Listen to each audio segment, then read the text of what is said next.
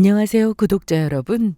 저는 서울 모초에 살며 남편과 작은 사업체를 운영하고 있는 주부이자 사업가입니다. 결혼한 지는 벌써 7년 차에 접어들고 있고 4살짜리 예쁜 아들을 키우고 있었어요. 한창 일하고 바쁠 때 아이가 생겼지만 34이라는 적지 않은 나이에 생긴 아이라 귀하게 여기고 낳았는데요. 그 아이가 우리 부부에게는 복덩어리인지 아이 낳고 나서 우리 하는 일이 더 잘 돼서 지금은 남부럽지 않게 살고 있답니다. 겉으로 봐서는 뭐 하나 모자라 보이지 않는 성공한 사람 같지만 처음부터 그랬던 건 아닙니다. 사람은 누구나 좋을 때가 있으면 힘든 때도 있는 법이죠. 사실 제가 어릴 때 가정 환경이 그리 좋지 못했어요. 말수도 적은 편이고 숫기도 없는 편입니다. 그런데다 가정 형편 때문에 특성화 고등학교에 진학해서 사회생활을 일찍부터 해야 했습니다. 그러다 남편을 만나고 결혼까지 했는데 그 과정이 시댁의 반대로 참 험난했었어요. 그래도 늘 제 편이었던 남편 덕에 결혼하고 이만큼 살게 된 거라고 확신합니다. 지금도 남편과의 사이는 좋은 편이에요. 보통 시댁과 발길 끊고 사는 분들 경우 남편과도 산전수전, 육탄전 겪을 정도로 갈등이 많기도 하지만 저는 처음부터 남편이 늘 제 입장을 생각해줘서 그 점은 참 고맙게 생각하고 있습니다. 결혼 전에도 어머니는 막내 며느리가 될 저를 별로 달가워하지 않으셨는데 결혼해서도 줄곧 위로 2명 있는 형님들과 시어머니로부터 비교당한 건 물론 형님들조차 저를 무시했었어요. 물론 지금은 정반대의 상황이 되었다는 사실을 미리 말씀드립니다. 저의 사연은 시댁과 불화로 힘들어하다가 결국은 연을 끊고 사는 방법으로 해결한 경우예요. 때로는 세상에서 가장 가까운 존재인 가족이 남보다 못할 수도 있지만 만약 내가 노력하는 것만이 능사가 아닐 수도 있다는 걸 알려드리고 싶네요. 남편은 제가 괜찮다는데도 늘 저에게 미안해합니다. 제가 그랬어요. 나는 괜찮으니 집안 행사에 혼자라도 가라고요. 여보, 어머니가 나 싫어하는 거야 어쩔 수 없다지만 당신까지 미혼 아들 될 필요가 뭐가 있어. 그러지 말고 가족 행사 때 당신은 참석이라도 해. 아들 새 키운 걸 자랑으로 하시는 분이 당신 엄마인데 당신이 안 가면 내가 더 욕먹을 것 같아서 그래. 하지만 남편은 굳고 싫다고 합니다. 제가 아니면 같이 가도 의미가 없대요. 거길 나 혼자 썰렁하게 왜 가? 형이랑 형수는 와도 맨날 어머니한테 대접받고 좋은 말만 듣는데 나더러 그걸 보고 오라고? 더 기분 나빠. 우리 더 이상 무시 못할 수준 되면 그때 당신이랑 당당하게 가서 한번 뒤집어 엎으면 모를까. 암튼 혼자는 절대 안 가. 당신 마음 쓸 거 하나도 없어. 당신 나한테 시집와서 할 만큼 했다는 거 내가 다 알아. 남편은 자기 어머니는 물론 자기 형수들에게도 치를 떨었습니다. 같은 여자 입장에서 저한테 잘해줄 줄 알았대요. 어쨌든 남편의 주도로 절연하고 살다가 5년이 넘게 흐른 다음에야 시댁에 갈 일이 어쩔 수 없이 생겨 시가 식구들을 만날 일이 있었는데요. 그때 제가 받은 서름을 한 번에 날릴 만한 통쾌한 일이 있었습니다. 형님들은 물론 어머니까지 저를 대하는 태도가 예전과 정말 달라졌지만 저는 여전히 시댁과 왕래하며 지낼 생각은 전혀 없어요. 제가 시집와서 초반부터 당했던 거 생각하면 택도 없는 일이죠. 다들 고부 갈등만 힘들 줄 아시겠지만요. 시댁이라는 생전 처음 만나는 가족들과 가족이라는 이름으로 묶이는 일이다 보니 예상 못한 일로 힘들기도 하더라고요. 시누이가 될 수도 있고 아주버님 혹은 시동생이 될 수도 있는데 저는 유독 이미 시집와 있던 큰형님과 작은형님이 저를 못살게 굴었습니다. 왜 요즘 학교에서 애들이 누구 하나 왕따 시키는 거 아시죠? 막 대놓고 저를 공격하는 게 아니라 은근히 말로 돌려가거나 비교하는 식으로 사람을 자격지심 들게 하거나 부엌대개처럼 부려먹기도 했습니다.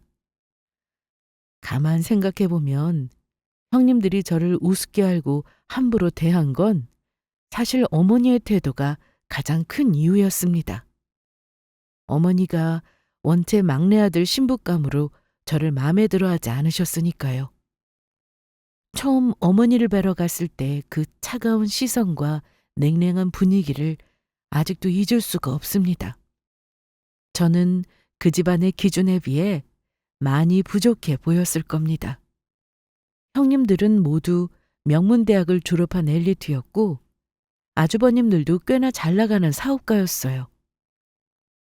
남편에게 가족 얘기 들었을 때 솔직히 걱정이 되긴 했습니다.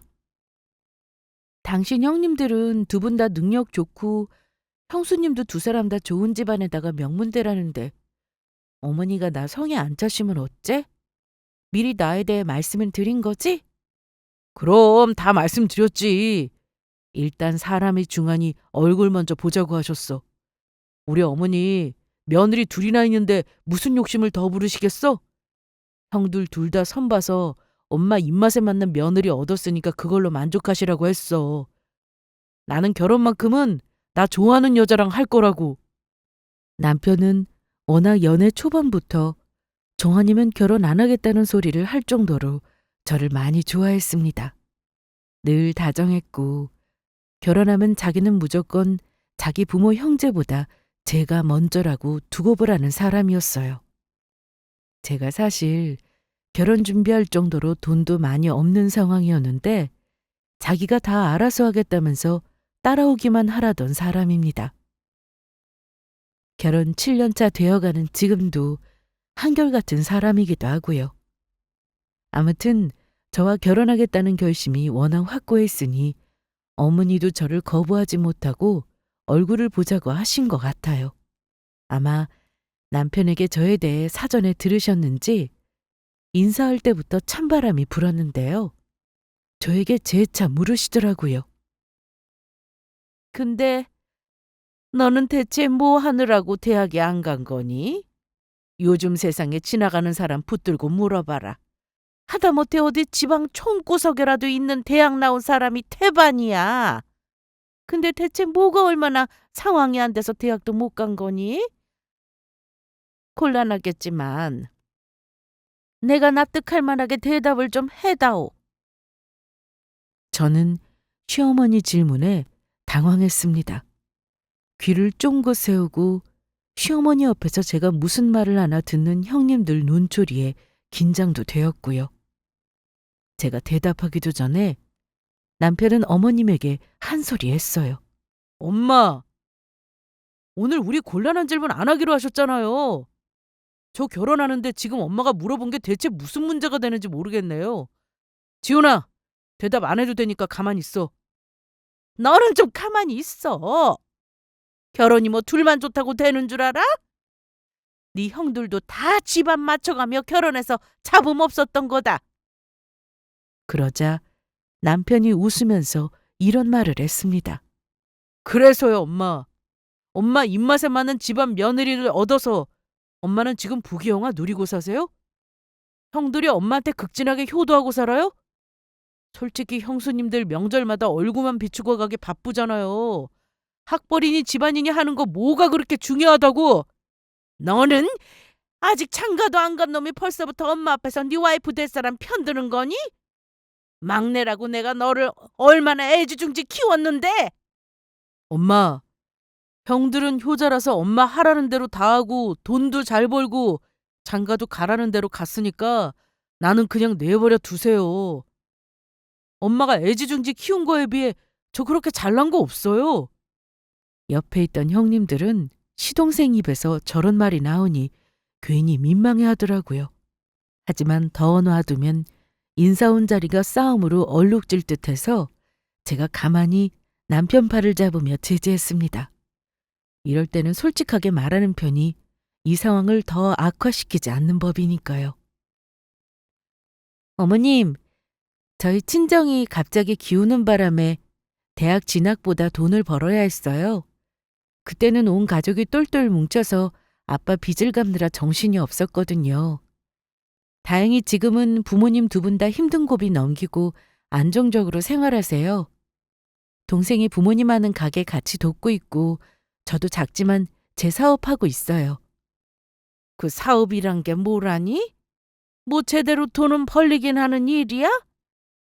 아직 대단하다고 말씀은 못 드리겠는데 먹고 살만해요, 어머니. 그러니까 혹시 저랑 결혼해서 어머님 아들 힘들까 걱정은 안 하셔도 됩니다. 그것뿐인 줄 아니? 나는 우리 집안에 고졸 유전자가 들어오는 자체가 싫어서 그래. 좋은 집안, 머리 좋은 사람들끼리 짝이 되어야 자손들도 번성하는 법인데, 아휴, 나는 모르겠다. 마음에 안 들어도 어쩌겠니? 어머니는 집안 유전자까지 들먹거리며 저를 무시하셨습니다. 사실 그 말씀하실 때는 저도 좀 충격이긴 했어요. 요즘에도 이런 집이 있나 싶어서요. 그렇다고 형님들이 좋은 대학 나와서 대단한 일을 하고 있지도 않습니다. 결혼 전에 하시던 일은 모르겠지만 결혼하고 나서 아주버님이 돈 잘 버는 거 믿고 집에 들어앉아 사모님 놀이하는 분들이셨어요. 한마디로 두 분 다 취집으로 사회생활은 담 쌓은 사람들이었습니다. 하지만 친정 쪽 인맥으로 아주버님들 사업하시는데 꽤나 도움을 줬다고는 하더군요.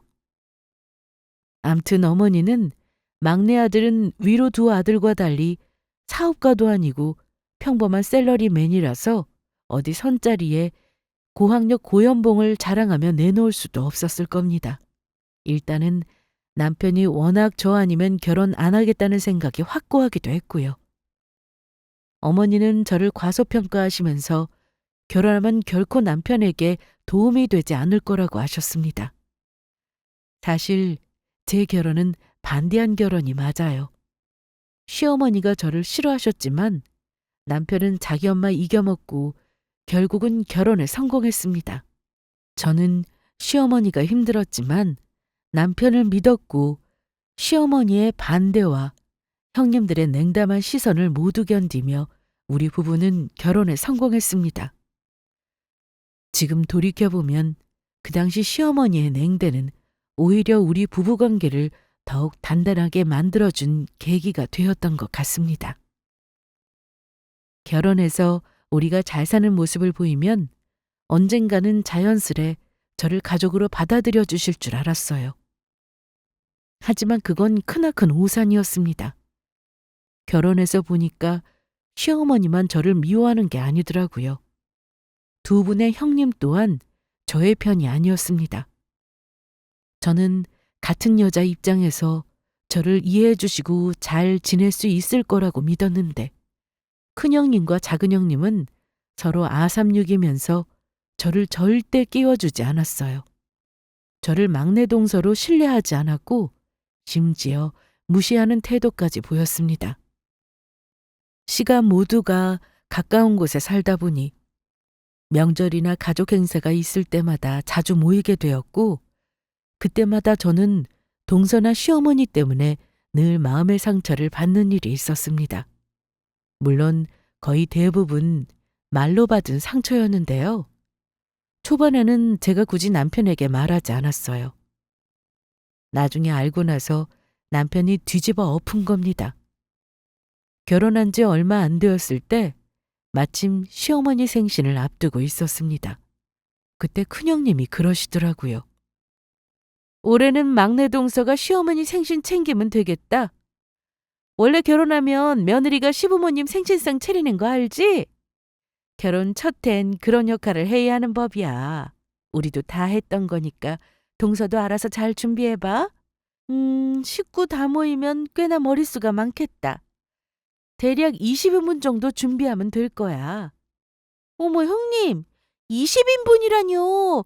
그거 가지고는 택도 없어요. 머릿수보다 음식은 많게 해야 푸짐하게 먹는 법이잖아요? 동서, 내 말 무슨 뜻인지 알지?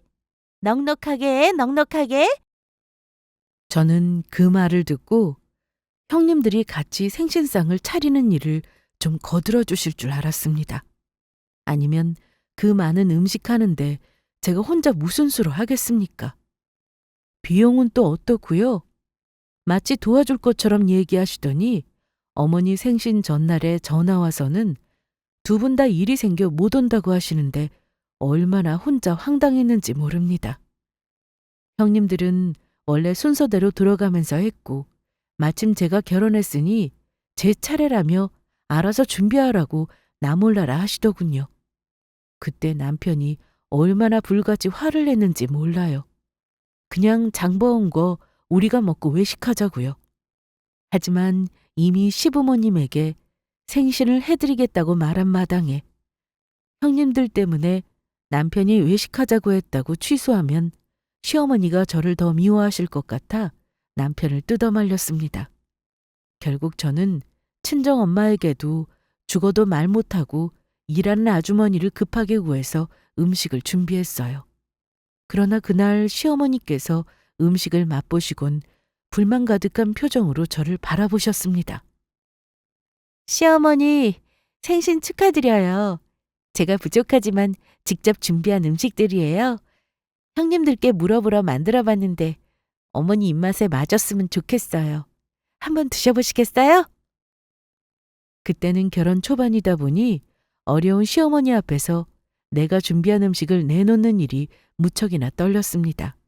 하지만 시어머니는 음식을 냉랭한 표정으로 바라보시더니 한 입을 입에 넣으시고는 얼굴까지 찌푸리며 이렇게 말씀하시더라고요. 네가 직접 했다고?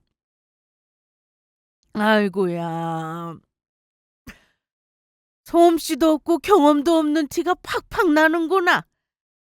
내가 아무리 생일에 엎드려 절받기라고 해도 이런 걸 준비해놓고 먹으라는 거니? 저는 어머니 말에 너무 당황했습니다. 제가 정성껏 준비한 건데 혹시 무슨 문제가 있나요? 같이 음식 도와주신 분이 꽤나 솜씨가 좋으신 분인데요, 어머니. 제 입맛에도 괜찮고요. 정성은 무슨, 음식이라는 게 기본이 있어야지. 이런 걸 먹으라고 내놓는다고? 차라리 사서 오는 게 낫겠다. 그때 형님들이 서로를 힐끗 보더니만 제가 한 음식을 맛보더라고요. 말은 꼭 저를 감싸는 듯 했지만 속뜻은 그게 아니라는 걸 저도 바보가 아닌 이상 알겠더군요. 동서, 우리 동서 요리 좀 배워야겠다. 조미료 맛이 엄청 나는데 나는 한 입만 먹어도 딱 알겠는걸? 몰랐나 본데 어머님 조미료 들어간 음식은 입에도 안 대셔. 우리가 미리 말해줄 걸 그랬다. 아무리 그래도 동서 이건 기본인데 몰랐나 봐? 하긴 사회생활하면서 요리를 가르치진 않으니까 어쩔 수 없는 건가? 맞아, 맞아, 동서. 아무래도 요리학원부터 다니는 게 좋을 것 같아. 아무리 정성이라도 이렇게 엉망이면 안 되지 않겠어? 우리 집안은 매번 사서 하는 음식 절대 안 하는데 하나부터 열까지 다 배워야겠다. 열심히 준비한 건데 그렇게 형편 없나요? 그랬더니 남편이 또 어머니에게 한 소리를 하려고 하더라고요. 그래서 제가 남편 손을 잡고 아무 말 하지 말라는 눈짓을 했습니다. 어머니는 음식을 쳐다보더니 외식을 할 걸 그랬다고 한숨을 쉬었고요. 옆에서 큰형님은 마치 저를 생각해 준다는 듯 어머니를 다독거리더라고요. 어머니, 다음번에는 동서가 잘하겠죠. 처음부터 잘하는 사람이 어디 있겠어요. 마음 푸세요.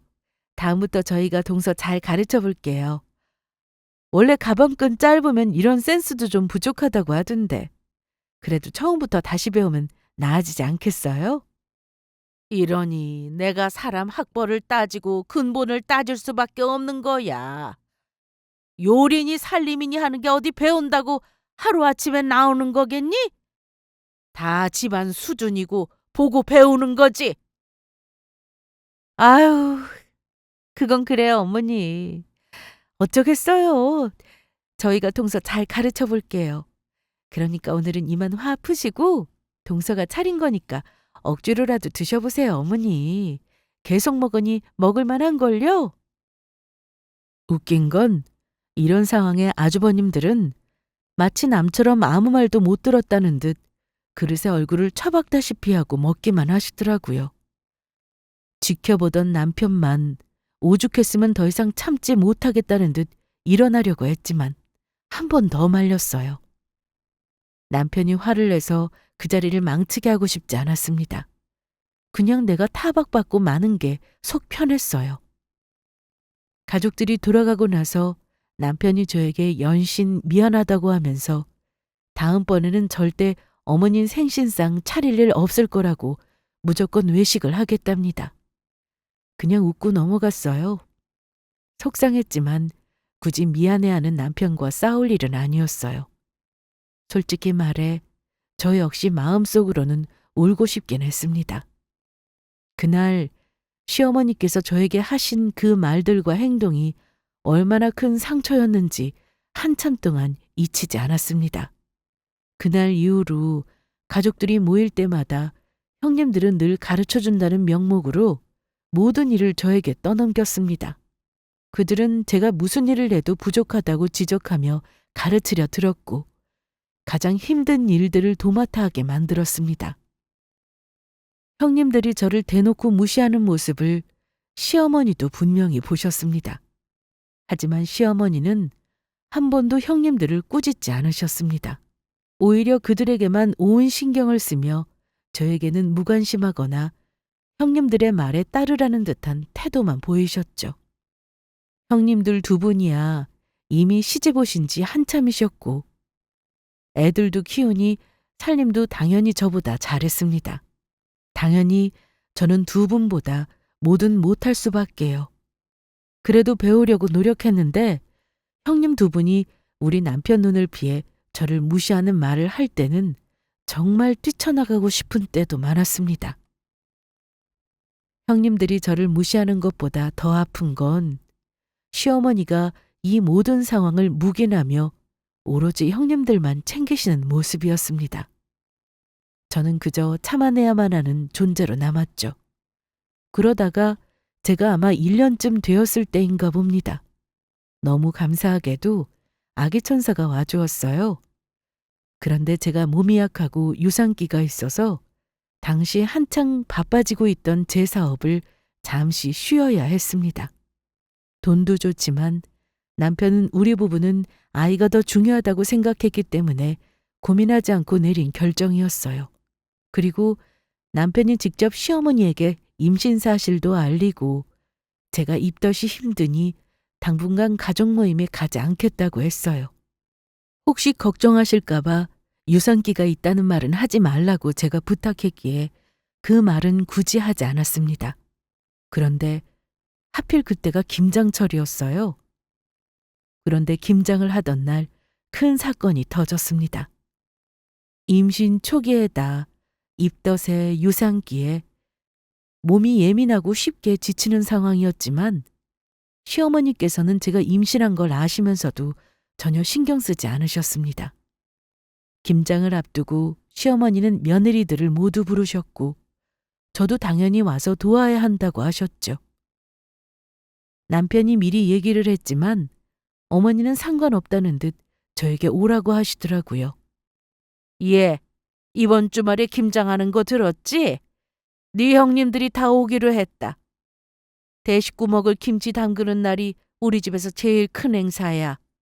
근데 임신해서 몸 힘들다고 하니 일은 못 시키겠고 와서 눈으로 보고 배우고 김치나 가져가렴. 너 힘쓸 일 없으니 걱정 말고. 어머니가 오라고 하시니 막상 싫다고 거절을 못하겠더라고요. 게다가 일은 못 시키겠다고 하셨는데 가서 눈으로만 거들어야겠다 싶었습니다. 하지만 남편이 딱 잘라 안 된다고 하더라고요. 당신 몸 상태가 안 좋잖아. 이번엔 그냥 쉬어. 눈으로만 보다니 뭔 소리야. 말은 그렇게 해도 막상 가봐라. 당신 가만히 못 앉아있게 할걸? 내가 엄마한테 잘 말씀드릴 테니 가지 마. 하지만 어머니께 이미 간다고 했는데 어떻게 안 갈 수가 있어. 또 형님들이 뭐라고 할지도 모르고. 암튼 나는 분명 가지 말라고 했다. 당신 일도 줄이고 우리 집 가지 말라고 내가 다 말해놨으니 걱정 말라니까.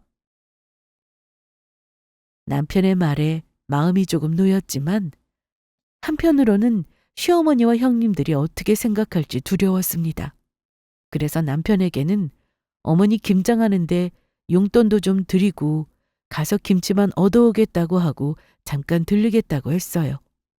김장하는 날 아침부터 형님들이 문자로 9시까지 오라고 번갈아가며 문자를 보내시기도 해서 마음이 너무 불편했습니다. 결국 저는 시댁으로 갈 수밖에 없었는데요. 고기를 사오라는 말에 잔뜩 사서 시댁에 도착하니 이미 형님들은 다들 김장 준비로 여념이 없었습니다. 저를 보고 형님이 대뜸 이러시더군요. 동서, 뭐하고 섰어? 얼른 앞치마 입어야지. 원래 임신했을 때 너무 누워만 있어도 안 좋아. 나도 임신해봐서 안다. 유산기 그거 초기만 잘 넘기면 되는 거야. 저는 형님 말에 당황하고 서 있었는데요. 둘째 형님이 저에게 앞치마랑 고무장갑을 건네더라고요. 얼결에 장갑을 건네받았는데 그 후로 일은 구독자분들도 짐작하실 겁니다. 절임 배추 나르고 물기 짜고 무채 썰고 나르고. 어머니는 일 안 시킨다는 말은 잊었는지 형님들이 저에게 이거 해라 저거 해라 하시는 거 보면서 아무 말 안 하시더군요. 그리고는 커피 한 잔 마시자고 두 형님들을 불러 쉬게 하셨습니다. 저는 임산부라 커피를 못 마시니 마시라는 소리도 안 하고 차 한 잔도 안 내어주시길래 제가 눈치껏 꺼내 마셨네요. 그런데 쪼그리고 앉아 무리를 한 탓인지 화장실에 갔는데 옅게 또 피가 비치는 거예요. 순간 너무 놀라 정신이 번쩍 들었습니다. 내가 또 바보짓을 했구나 싶어 남편에게 전화해서 좀 데리러 오라고 했어요. 남편은 그러게 거길 왜 갔느냐면서 바로 시댁으로 오겠다고 하더라고요. 저는 어머니와 형님들에게 피가 살짝 비치는 것 같아 남편을 불렀다고 했습니다. 그랬더니만 시어머니를 비롯 형님들까지 임신해서 유세를 부린다며 못마땅하다는 듯 말씀하시더라고요. 여자의 적은 여자라더니 임신하고 아이도 낳은 분들이 참 옹졸하더군요. 동서가 이러니 대학을 못 간 거지. 힘들어도 우직하게 하는 습관이 없어서 공부도 못한 거 아니야? 아우 동서 그만해. 유산께 있다는데 어쩌겠어. 근데 동서 말대로 이런 데서 사람 끈기가 보이는 법인가 봐. 하긴 우린 코피 흘려가면서 공부하던 사람들이니 아무래도 다르긴 할 거야. 그렇지? 대체 김장과 제 학벌이 무슨 상관인지 모르겠더군요. 한마디 할까 했지만 워낙 잘난 척하는 거에 익숙해졌던 제가 기분 나쁘다고 해봤자 10마디로 돌아올 것 같아 꾹 참았습니다. 조용히 돌아가려 했는데 그날 남편은 엄청 화가 나 있었어요. 들어왔는데 제가 앞치마 입고 쭈그려 앉아있던 앉은뱅이 의자를 보더니만 불같이 화를 내고 제 손을 잡아 끌었습니다. 엄마! 형수님들! 제가 그렇게 이 사람 일 시키지 말라고 부탁했는데 기어이 오늘 불러다가 사람을 힘들게 했어야 했어요? 어머 서방님, 저희 동서 힘들게 한 거 일절 없어요. 동서가 자진해서 온 건데 왜 우리 탓을 하실까? 본인 몸이 힘들면 적당히 했어야죠. 그리고 오늘 뭔 고생을 했다고 화를 내세요? 고생은 우리랑 어머니가 하는 거 안 보이세요? 됐습니다. 형수도 매번 우리 집사람 무시하고 함부로 대하시면 제가 모를 줄 아세요? 집안 시끄러울까봐 참았는데 더 이상 못 참겠네요. 우리 집사람 유산기 있어서 애 잘못되면 형수님들이 책임지실 거예요? 엄마도 그러시는 거 아니에요. 형수님들이 언제부터 우리 집에서 김장했다고 오늘 우리 집사람을 굳이 불러서 부려먹어요? 암튼 나 오늘 이후로 우리 집사람이랑 이 집에 발길 끊을 거니 그런 줄 아세요. 엄마도 손주가 안 중요하니 우리 집사람 유산기 있어도 부려먹은 거잖아요. 손주 보고 싶다는 말도 하지 마시고요. 저한테 연락도 하지 마세요. 남편이 시댁에 발길 끊겠다고 하자 시어머니도 노발대발하셨습니다. 너 지금 오늘 김장 좀 도우랬다고 절연하겠다는 말을 하는 거니? 나 참 부모 자식 인연 끊고 잘 사나 보자. 내가 오늘 네 색시 막노동을 시켰어? 형님들한테 보고 배우라고 불렀는데 왜 이 난리를 치는 거냐? 난리라뇨. 이 사람 지금 유산기 있다고요. 아무튼 그동안 저도 많이 참았습니다. 우리 집사람 학벌 없고 가진 거 없다고 무시하셨으니까 차라리 우리 앞으로 얼굴 보고 살지 말자 이 말입니다. 두고 보세요. 내가 다시는 우리 집사람이랑 나 무시 못하게 아주 대단해져서 이놈의 집구석 나타내 줄 테니까. 어디 네 마음대로 해봐. 나도 엄마 말 안 듣고 뭐 하나 볼 것도 없는 여자랑 마음대로 결혼한 너 오늘부터 아들로 생각 안 할 테니까. 어머니도 성격이 무아님은 도인 양반이더군요. 저는 남편이 그렇게나 화를 무섭게 내는 사람인 줄 그날 처음 알았습니다. 형님들은 시동생이 화나서 날뛰니 그저 어머니 뒤에 숨어 있었고 저는 남편 손에 이끌려 그날 시댁을 나온 후 아기를 낳을 때까지 시댁에 한 번도 발걸음을 하지 않았어요. 남편은 회사를 다니면서도 늘 경제적 자유를 꿈꾸곤 했는데 제가 하는 사업을 원래 틈틈이 도와주는 일이 종종 있었습니다. 제가 아기를 낳고 육아를 하면서도 온라인으로 하는 일이라 어렵지 않게 돈을 월급처럼 벌긴 했어요. 하지만 아이 키우며 한계가 있다 보니 일을 일부러 많이 늘리지 않았는데요. 남편이 제가 결혼 전부터 하는 일에서 무슨 가능성을 본 건지 퇴근하고 집에 와서도 제가 하는 일을 연구하기 시작하더라고요. 제가 하는 일이 중국 쪽 물건 수입해 판매하는 일인데 간혹 포텐이 터질 때는 매출이 확 오를 때가 있거든요. 그런데 남편이 관심을 보이며 체계적으로 만들어 나가면서 갑자기 매출이 가파르게 상승하기 시작했습니다. 자기 밤잠까지 줄여가면서 하길래 제가 남편에게 그랬어요. 여보, 우리 지금 소소하게 둘이 벌어도 먹고 사는데 지장 없잖아. 갑자기 왜 그리 돈 버는데 집착을 해? 당신 이러다 못 망가지겠다. 기다려봐 여보. 내가 목표한 매출 되면 당당하게 퇴사할 거야. 남의 돈 벌어주면서 평생 살 수 없잖아. 내가 돈 많이 벌어서 앞으로 당신은 물론 우리 가족 다시는 무시 못할 만큼 만들어줄 거니까 나만 믿어. 뭐? 당신 설마 어머니랑 형님들한테 보여주고 싶어서 이러는 거야? 아이고 여보, 난 괜찮아. 당신 덕에 나 싫다는 시가 식구들 안 보고 사는 것만 해도 어딘데. 당신은 괜찮을지 몰라도 내가 안 괜찮아. 내가 쥐꼬리만한 월급 받고 결혼할 때도 당신한테 그 흔한 명품 가방 하나 못 사줬는데 형수님들이 당신 은근히 깔보는 거 보면서 얼마나 속이 뒤집혔는 줄 알아? 제일 통쾌한 복수는 우리가 형수님이랑 형네보다 돈 많이 벌어서 떵떵거리고 사는 모습 보여주는 거야. 그러더니 2년 후에 하루 매출이 300만 원을 찍을 때도 있었습니다. 월 매출은 말해 뭐하겠어요? 어느 순간 통장에 찍히는 매출을 보더니 남편은 미련 없이 회사를 그만두더라고요. 그리고 퇴직금으로 사무실을 얻고 창고도 임대했습니다. 그리고 저는 육아와 병행하느라 주로 온라인 업무를 담당했고 남편은 지방이나 해외 출장까지 일을 늘리면서 그야말로 성공한 사업가의 면모를 갖추게 되었습니다. 사무실에 어엿하게 직원도 두게 되었고요. 그러는 동안 우리 아이는 어린이집에 다닐 만큼 컸고 집도 이사하고 차도 좋은 것으로 바꿨네요. 남편은 저한테 그동안 해주고 싶은 거 한풀이를 하듯이 잘해줬습니다.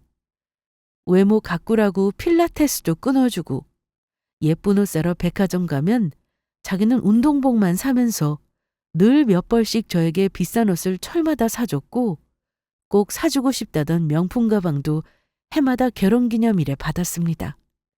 저 힘들다고 가사 도우미도 쓰게 하고 직원으로 운전하시던 분을 고용해 회사 일이나 저 개인적인 용무에도 안전하게 다니게 해주었어요. 그야말로 저 왕비 대접받고 산 여자입니다. 참 다정하고 좋은 사람 만난 게 제 복이라면 복이죠. 아무튼 남편과 저는 같이 일하는 게 맞는 부부였는지 시너지가 나서 더 좋게 풀린 케이스입니다. 되돌아보니까 벌써 5년이라는 시간이 흘렀더라고요. 명절이나 어버이날이 오면 저는 늘 남편에게 마음 불편하면 시댁에 혼자라도 가라는 말을 했는데요. 그때마다 남편은 저와 가지 않으면 의미가 없다며 딱 잘라 말했습니다.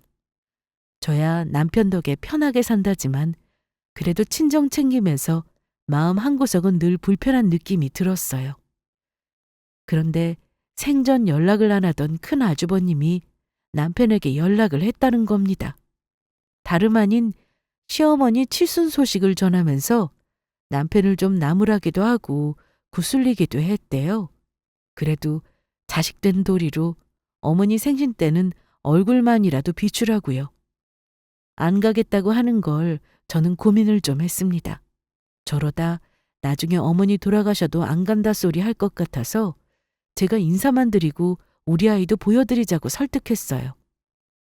제가 원하는 대로 늘 하는 사람이지만 시댁 문제만큼은 늘 굽히지 않던 사람인데 그래도 제 설득을 듣고 마음을 돌리더라고요. 그래서 무려 5년 만에 그것도 어머니 칠순날 시가 식구들을 보게 되었습니다. 우리 부부와 아이가 온다는 소식을 이미 들은 시가 식구들이지만 사실 그렇게 반기는 분위기는 아니었습니다. 어머니는 아마 단단히 삐치셨을 거라 짐작은 하고 있었는데요. 그와 별개로 제가 들어서자마자 저를 아래부터 위로 훑어보시는 두 형님의 눈길을 느끼며 저 두 사람은 참 여전하구나 싶었습니다. 저는 남편에게 오늘이 시가에 오는 마지막 날이 되더라도 절대 화내고 나오지는 말자고 단단히 다짐을 받아놓았습니다. 말없이 식탁에 앉았는데 이미 음식은 다 차려져 있었고 형님들은 그래도 웃는 얼굴로 인사를 하시더라고요. 오랜만에 봤더니 동서 정말 달라졌다. 서방님이랑 같이 사업하면서 팔자 피었다는 소식은 들었는데 정말인가 봐? 그러게 동서, 나도 오늘 다른 사람인 줄 알았잖아. 대체 구멍가게 같은 사업하면서 돈 얼마나 벌길래 이렇게 신수가 환해졌대? 뭐 먹고 살 만큼 잘 되고 있어서 그런 거죠. 우리 남편이 워낙 수완이 좋아서요. 저 좋아 보인다니 듣기 좋네요, 형님. 그나저나 아주버님들은 요새 하는 일이 잘 되시나요? 요즘 다들 어렵다던데. 그래도 형님들은 여전하신가 봐요. 저는 형님들이 진심으로 저를 좋아 보인다는 칭찬을 한 게 아니라는 걸 알면서도 좋게 대꾸했습니다. 사실 남편에게 듣기로는 형님들이 요즘 힘들다는 말은 들었거든요. 아주버님 둘 다 사업이 좀 기우는지 예전 같지 않은 바람에 애들 학원비 대고 생활비 보태느라 알바까지 한다고 들었습니다. 형님들은 안목이 꽤나 있는 사람들이라 제가 입은 옷과 가방이 꽤나 비싼 브랜드라는 걸 알아봤을 겁니다. 하지만 몇 년 만에 뻔질을 모습으로 나타난 제가 꼴보기 싫으셨나 봐요. 갑자기 큰형님이 얼굴에 조소를 띠며 비웃으시더라고요. 어머, 동서. 근데 정말 너무했다. 오랜만에 우리 만난다고 잘 사는 척하고 싶은 마음은 알겠지만 그렇다고 이런 짝퉁 가방을 메고 와야겠어? 아유, 있는 척은 하고 싶어서 가짜 들고 다니는가 봐. 이런 짜가 들고 다니느니 그냥 보세 사서 들지 그래. 명품 카피 들고 다닌다고 동서 짧은 가방끈이 커버되는 거 아닐 텐데. 세상에, 너무 가짜 티난다 그 가방. 가짜 아니야? 아무리 봐도 싸구려처럼 보이는데 우린 딱 보면 알거든. 설마 오늘 어머니 선물 사온 것도 이런 짝퉁 가방은 아닌 거지? 그럼 곤란해 동서. 짝퉁은 사는 것도 범죄라는 거 몰라? 두 사람은 제가 들고 온 가방이 가짜라고 단정짓고 저 따위로 비웃으며 말했습니다. 어쩜 세월이 흘러도 두 사람은 여전한가 싶었네요. 명문대를 나오고 명품 알아보는 눈이 있으면 뭐 하겠습니까? 마음 쓰는 게 저리 저질스러운 사람들인데요. 형님들 비웃음에 발끈하며 대꾸하면 저도 똑같은 수준이 될 것 같아서 그저 웃기만 했습니다. 남편 역시 예전 같으면 화냈겠지만 여유 있는 모습이었죠. 그러더니 남편은 전화를 걸었어요. 네네, 김 기사님. 지금 문 열어드릴 테니 차에 있는 선물 좀 가지고 올라와 주시죠. 그리고 잠시 후 시댁의 선물을 잔뜩 들고 우리 회사 운전기사님이 들어오셨습니다. 그때는 시어머니와 형님들이 다 놀란 얼굴이 되더라고요.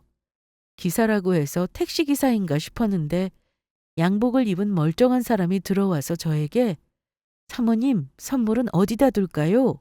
라고 묻고 남편에게 사장님이라며 깍듯하게 대하고 2시간 대기하겠다고 하니 이게 뭔가 싶었을 겁니다.